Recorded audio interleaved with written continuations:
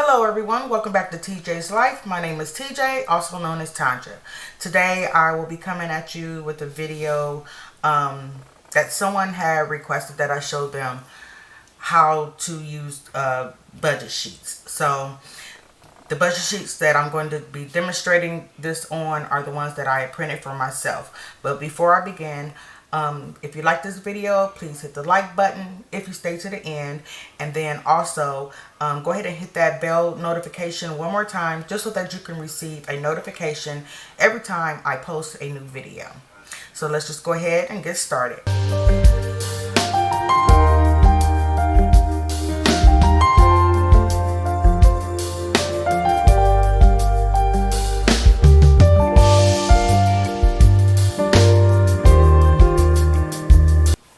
Alright, so this is the budget sheet or set of sheets that I created for this month. So when you want to set up a monthly budget, this is my setup for the month of July. What I have listed these boxes here. The first box is going to be where your income goes. So that could be whether you get paid every week, bi-weekly, once a month, however way you receive your income, you want to list it here. Then you will put in the estimated amount here. Here will be where you place your actual, and then here will be the difference between these two amounts here. This box here is where I have it set up for my expenses, and this is for my variable expenses. Variable expenses are expenses that are not always the same. They change every month, every year, you know, however way your these bills come. And those bills that I am speaking of would include water, gas, electric. You can include your grocery as a variable expense, any miscellaneous spending, those type of things as an example. Now, your fixed expenses will be expenses that you know that are the same amount every time you have a payment that is due on those. And to show you an example, I'm going to pull over, excuse me, my budget for the month, for this month. So as you can see here, I get paid bi-weekly, so I have my paycheck 1, my paycheck 2, any rollover or other. Since I do live with someone, and we split the bills, the main bills, which will be the water, gas, electric, rent, and grocery. We split those bills half. So that's why I have his amount included right here. Then here is a list of my variable expenses, which include water, gas, electric, fuel, grocery. I have miscellaneous, and eating out because I like to track these things. Over here for my fixed expenses, I have, like for example, I'm not going to list them all, but my rent, my internet, my phone bill, any subscriptions that I have, I have like personal loans that I have out, but I know that these amounts are going to be the ones that stay the same every month. So that would be how you use this first page here. The next page, I have my savings tracker and my debt tracker. I just haven't listed any of my savings or things that I plan to track as far as my savings here, but this will be where they go. Any debts, which would include like the personal loans or whatever, that would go here, or any, you know, credit card bill due or you know, those type of things will be considered debt, and it would go here. Let's move over to the sinking funds page. So the sinking funds page will be any sinking funds are like any funds that could be further out into the future. So that could be if you're saving for birthdays, emergency gifts. I have my grandkids listed here. Anything for your home, as far as like decor, or appliances, anything that you know or you want in the future, but you want to save for it now so you can purchase it at that later date. I have my medical. I have my Sam's Club, which is a yearly subscription or a yearly membership that I have, and I start saving up for it now so I can have the money already ready by the time this is time to renew. I have vacation, and I have tech. It could be I might want a new phone. I might need a new computer. Anything that's going to be technical stuff. You know what I mean? And then this is the transaction log for that. If I spend any money out of these sinking funds, I want to be able to, what date it happened. Description could be the fund that I took the money out of, whether I added to it, where I subtracted from it, and what my balance would be. The next thing will be, let's see how I have mine set up, would be, I get, like I said before, I get paid bi-weekly. So I have a paycheck one. Let me find that paper. Paycheck one. Whoops, it's on here on this side. So as you can see here, I have my paycheck one. I put the date up here and what dates this is going to cover me from. So the next time I get paid is going to be July 26th. So I got July the 12th through the 25th, and these are this first section is my income.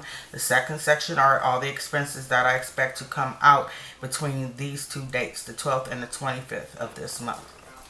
Then the next thing I like to track is okay, so we got paycheck one. This will be paycheck two. And then next is, let me see how I got it set up. So next would be my spending tracker. So as far as my spending tracker goes, this is just for me to track whatever spending that I'm doing throughout the month. So right here you can see that I already have some things listed here, and you would also just put the date, the description, the category that it falls under, and the amount that you spent.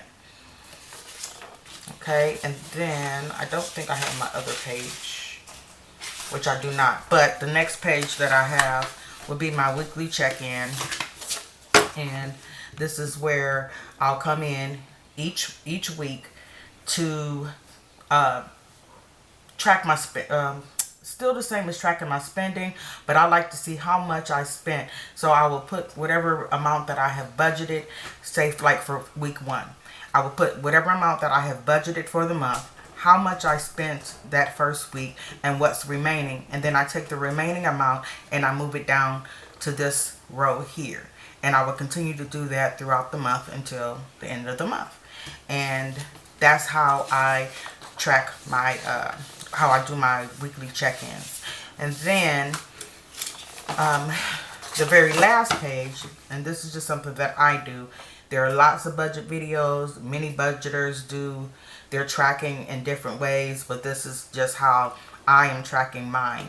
So I have like my totals, so it'll just be easier for me to calculate and come back to my July budget to see what I had spent for the month. So I'm gonna put, like week one, how much I spent for that week for as expenses, grocery, miscellaneous, eating out, and unbudgeted spending went. Same throughout the month. Week 2, week 3, week 4, and if there's a week 5 of paychecks. I just make it like this because sometimes we do get those longer months and it feels like there's 5 weeks in the month. It just depends on how you like to do yours. Some budgeters, they go, say for example, from July 1st through July 31st. Some, they go by, for example, let me just pull up a calendar.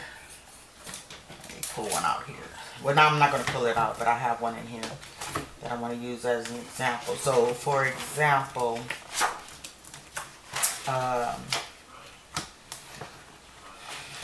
Okay, so we're just going to use this for example. So say for example this is my June calendar. So the month of June, and this is how some budgeters do it. So say for the month of June, this first week, they would probably consider May 28th through through June 23rd as their first week. Others, they may just wait and then start their week from the 4th through the 10th, and then so on and so on.